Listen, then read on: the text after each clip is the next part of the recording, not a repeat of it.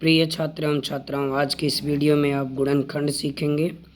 इस गुणनखंड में आपको दो ही सूत्र का प्रयोग करना होगा जो दो पद में और पूर्ण घन के सूत्र होते हैं। जैसे आपका होता है, पहला जो सवाल है वो आधारित है किस सूत्र पे, ये पहले देखा जाएगा, x³ - 8। तो x³ - 8 देखिए किस रूप का है, तो सूत्र आप देखेंगे बीच में माइनस और यहाँ क्यूब लगा है, तो इस पद को भी क्यूब बनाने का प्रयास करें।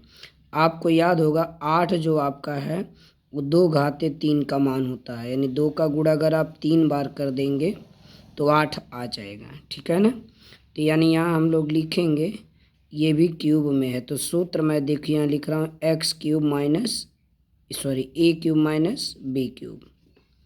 तो ये सूत्र अगर आपको याद होगा तो बहुत ही अच्छा लगेगा। सूत्र होता है a - b कोष्ठक में a² plus ab plus b²। ये इसके गुणनखंड का सूत्र है। आप यहाँ देखिए, इसे आप लिख सकते हैं x³ और 8 को भी क्यूब में लिखेंगे तो 2 पे पावर 3 यानी 2 का क्यूब। समझ में आ गया होगा। अब आप ध्यान से देखें तो ए के जगह पे x है, b के जगह पे 2।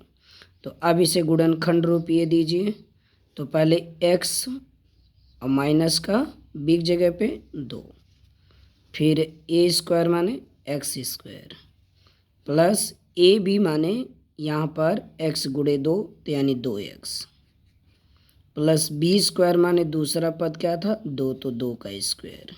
क्लियर। ये आपका हो गया answer x - 2 x² plus 2x plus 4। Clear. ये इसका गुणनखंड हो चुका है। इसी क्रम में आप देखेंगे एक सवाल और दिया गया है।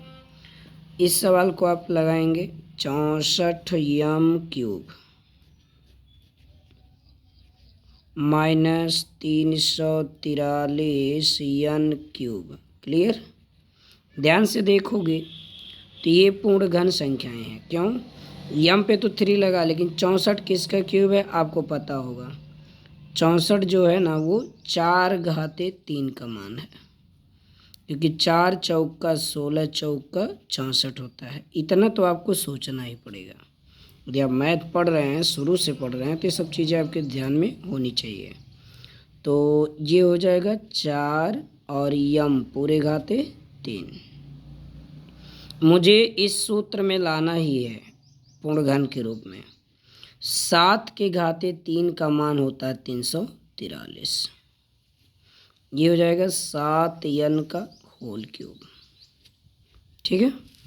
आप ध्यान से देखिएगा, ये आपके सूत्र में आ गया a³ और माइनस b³। अगर प्लस रहेगा तो प्लस वाला सूत्र लगाएंगे, a - b into a² plus ab plus b²। Clear. अब ध्यान से देखो, a की जगह पे क्या मिला 4m, b की जगह पे क्या मिला 7m। ठीक ना। तो ऐसे a - b है तो आप लिख दो 4m माइनस कितना बोलो ज़रा 7n। ठीक। इधर देखो a² माने 4m का स्क्वायर करोगे जब 4 चौका 16m² आएगा ना। तो मैं यहाँ डायरेक्ट लिख देता हूँ 16m²। ए बी माने दोनों पद का गुणा 4 × 7 = 28 m गुणे n। ठीक है, 28mn प्लस b² माने 49n²। ये इसका क्या हो गया आंसर।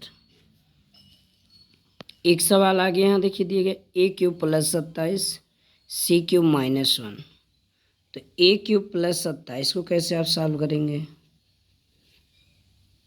a³ + 27 इसके पहले मैं बता देता हूँ c³ - 1 ये आपका होमवर्क है। इसे आप क्या करिएगा, c पे 3 तो है ही, 1 पे भी 3 पावर लिख दीजिएगा। ठीक है। बाकी अब आगे गुणनखंड आप कर सकते हैं। a³ + 27 तो इसे भी दोनों पद क्यूब बनाइए। 27 आपको याद ही है 3 पे पावर 3। तो सूत्र इसका याद होना चाहिए। सूत्र है ए क्यूब प्लस बी क्यूब। तो एक कोष्ठक में ए प्लस बी, प्लस वाला सूत्र याद होना चाहिए। A square minus a b plus b square, ये इसका सूत्र है। तो अब आप मान रख दीजिए, आसान तो होता है गुणनखंड।